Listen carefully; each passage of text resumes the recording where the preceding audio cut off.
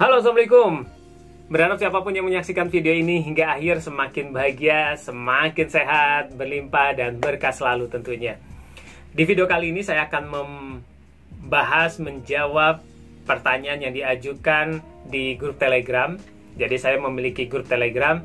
Bagi yang belum mengikuti dan berminat untuk mengikuti grup Telegram saya, silahkan bisa melalui link yang ada di bagian deskripsi. Melalui grup tersebut Anda bisa bertanya, berdiskusi begitu, berhubungan dengan keilmuan pemberdayaan diri seperti halnya hipnosis, hipnoterapi, ngemat. Jadi Anda bisa bertanya seputar hal tersebut. Saya akan menjawab secara langsung chat atau melalui video ataupun live ya di YouTube. Jadi pertanyaan yang diajukan adalah seputar sahabat virtual. Jadi tentang sahabat virtual. Mungkin ada yang sudah tahu sahabat virtual itu apa. Ada juga yang belum mengetahui sahabat virtual itu apa kan. Nah, sehingga saya berikan sedikit gambaran sahabat virtual itu apa.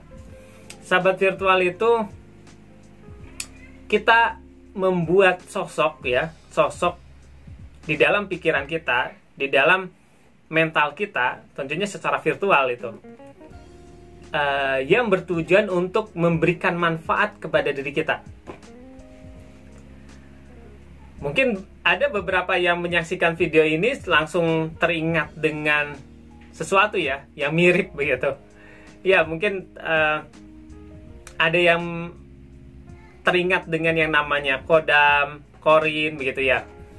Iya, memang agak mirip-mirip sebetulnya. Hanya saja itu lebih cenderung mengarah ke makhluk gaib, yang ke arahnya ke jin ya. Mohon maaf jika saya salah, mohon dikoreksi silahkan. Itu ke arahnya ke jin. Sedangkan di dalam sahabat virtual ini lebih cenderung bukan ke arah sana begitu. Nanti akan saya jelaskan apa itu begitu. Tapi bukan ke arah sana. Nah, tentunya berbeda ya. Dasar pemahamannya berbeda. Dasar pemahamannya berbeda, itu lebih cenderung ke makhluk gaib. Ini cenderung ke pemahamannya tentang ada dimensi begitu, ada yang namanya bahwa ada namanya parallel universe, itu ada kaitannya begitu. Jadi sahabat virtual ini intinya adalah kita membuat sosok di dalam pikiran kita, di dalam mental kita, tentunya dalam bentuk virtual tadi, yang bertujuan untuk memberikan manfaat kepada diri kita. Saya tidak akan membahas tentang yang tadi, kodam, korin tadi, itu sebagai apa namanya, ya informasi saja, ya mirip. Mungkin ada yang berpikir, oh kok mirip dengan itu ya, gitu. Nah, hanya saya membedakan bahwa dasar pemahamannya berbeda, dan ini tidak berhubungan dengan tadi yang namanya jin-jin tadi. Oke. Tadi mengapa kita membuat sahabat virtual? Ya tadi salah satunya adalah kita berharap memberikan manfaat. Hal-hal yang mirip dengan sahabat virtual adalah pada dasarnya ini ya sebetulnya ada paradoks ya. Ada juga yang berpikir bahwa sahabat virtual itu sebetulnya part diri kita, atau itu sesuatu yang ada di luar diri kita. Ya sebetulnya agak paradoks dalam artian kita membuat sesuatu di dalam diri kita, atau itu sesuatu yang di luar diri kita, itu hampir sama sebetulnya. Di tataran energi sebetulnya ya sama-sama saja sebetulnya. Sama-sama saja. Apakah itu part diri kita? Begitu. Karena sahabat virtual pun akan dipengaruhi, ide-idenya dipengaruhi oleh part diri kita sendiri begitu, karakter diri kita.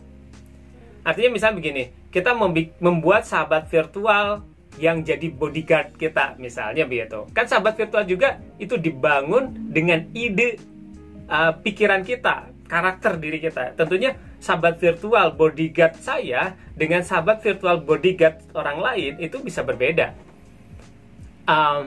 Memunculkan karakternya, gambarannya seperti apa, karena di dalam kita membuat sahabat virtual itu kan kita membuat karakternya, tokohnya itu seperti apa begitu. itu bisa gambaran seperti diri kita sendiri, bahkan bisa orang lain, gitu. Nah, perkembangannya memang luas sekali ya, perkembangannya luas sekali. Ada banyak pendapat-pendapat tentang sahabat virtual ini. Saya coba untuk melihat dari sudut pandang yang saya dapatkan saja ya ketika mengeksplor. Ya menurut saya kayaknya masuk loh gitu. Contohnya begini, satu, saya memaknai sahabat virtual ini adalah sebetulnya dia adalah skenario kehidupan kita yang lain. Tokoh yang sama dengan diri kita di skenario yang lain. Maksudnya sosoknya sama, si pemerannya sama, begitu. Tapi dia di dunia yang berbeda, di dimensi yang berbeda. Kenapa seperti itu? Saya meyakininya adalah di dalam kehidupan ini itu punya lebih dari satu skenario kan, sehingga kita di dalam kehidupan bisa memilih. Kita memilih skenario A, skenario B, skenario C kan. Kita bisa memilih menjadi A, menjadi B, menjadi C. Kita bisa seperti itu karena dibuat programnya kan, sama Allah dibuat programnya, skenario-nya. Kalau kayak game itu ada programnya, program untuk menjadi pemeran ini, pemeran B, pemeran C kan, seperti itu. Hanya saja tokoh yang kita mainkan saat ini adalah ini, begitu, yang diberikan kesadaran, yang akhirnya dibentuk menjadi fisik, yang di dimensi ini adalah ini, begitu. Tapi di sisi lain, di waktu yang bersamaan sebetulnya ada skenario yang lain juga, yang bisa jadi di dimensi itu sebetulnya sedang berlangsung juga, begitu. Hanya saja yang diberikan kesadaran adalah ini. Yang sadar di dimensi ini adalah ini. Mungkin di dimensi yang lain juga ada yang sedang berpikir seperti ini juga, yang sedang ngomong seperti ini juga, begitu. Agak sedikit rumit ya. Mungkin gambaran-gambaran untuk semakin tergambar ya.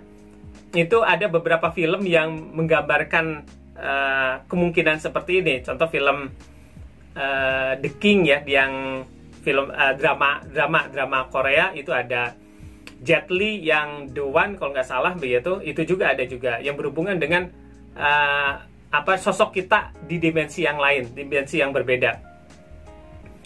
Jadi saya sih memaknai salah satunya begitu, bahwa Allah itu membuat banyak skenario di dalam kehidupan kita, begitu.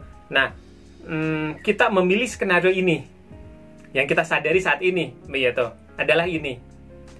Nah, sehingga berarti ada skenario yang berbeda yang tidak dimasuki oleh kesadaran ini, begitu, jiwa ini. Nah, di dalam pemahaman saya, salah satunya dengan pemahaman dasar ini, berarti saya itu ketika membuat sahabat virtual sebetulnya saya terkoneksi dengan sosok saya yang lain, dan saya berikan kesadaran.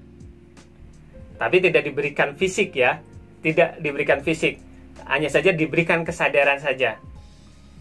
Nah, sehingga saya bisa berinteraksi dengan sosok tersebut dan bisa, tanda kutip, membantu saya dalam hal-hal tertentu lah, gitu. Tergantung kita berikan tugas sebagai apa. Contohnya ada ya. Tentunya selama kita masih bisa berpikir bahwa kita bisa menjadi A, B, C, sampai Z, maka saya sih meyakininya ada skenario itu. Ada skenario itu. Misalnya, ada saya sebagai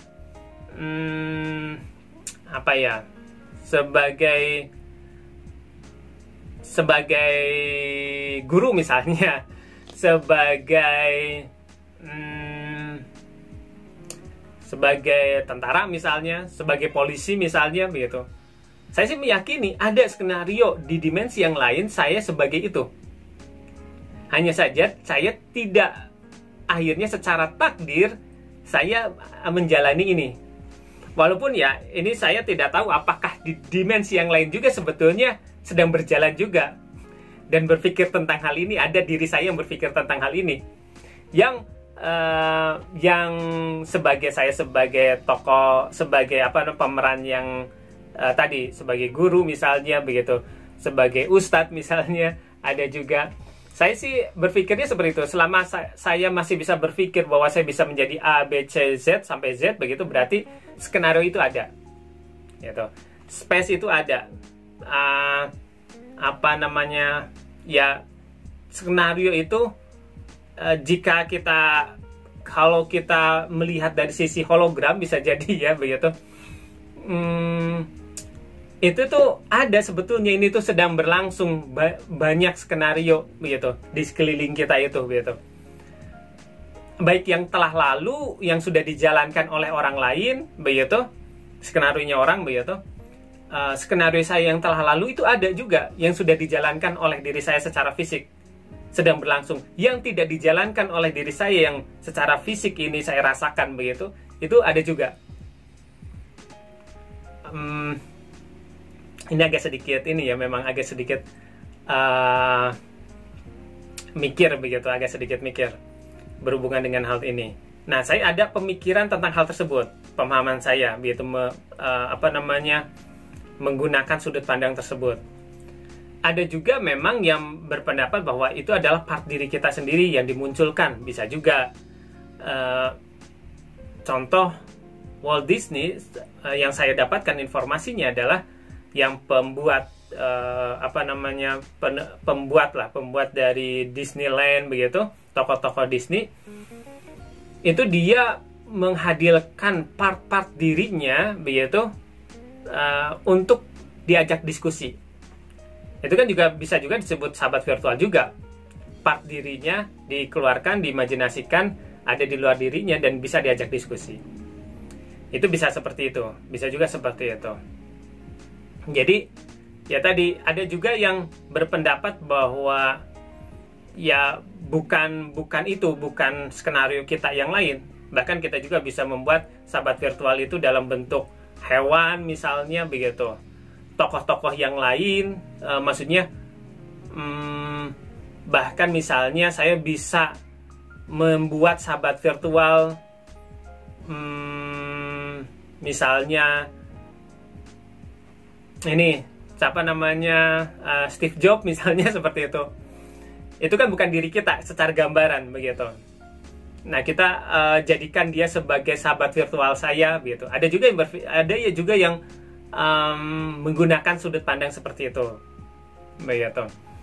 Ya, intinya adalah kita membentuk sosok ya di dalam pikiran kita secara virtual untuk memberikan manfaat. Apakah itu benar-benar berpengaruh? Saya sih meyakininya ya, di dalam tataran energi itu apa yang kita buat di dalam pikiran kita itu bisa berpengaruh kepada tataran eksternal.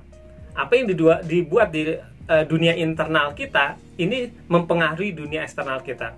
Seperti yang saya sampaikan, paradoks memang bahwa ketika kita membuat sahabat virtual dari diri kita juga di dalam diri kita, ya sebetulnya itu juga di luar diri kita. Begitupun sebaliknya, apa yang kita bentuk di luar diri kita sebetulnya ada di dalam diri kita.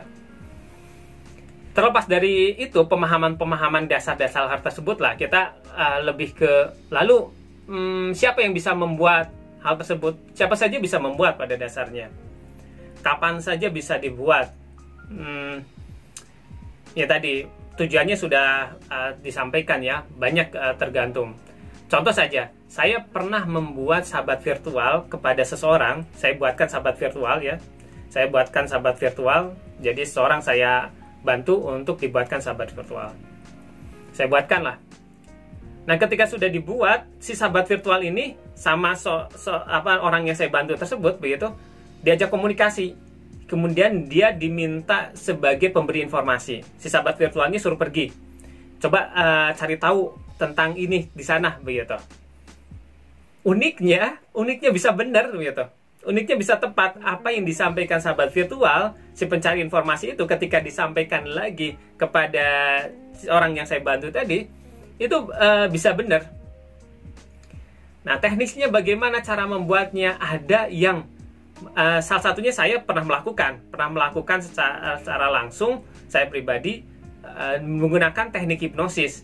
Saya masukkan pada kedalaman positif visual halusinasi, yaitu kondisi yang sangat dalam.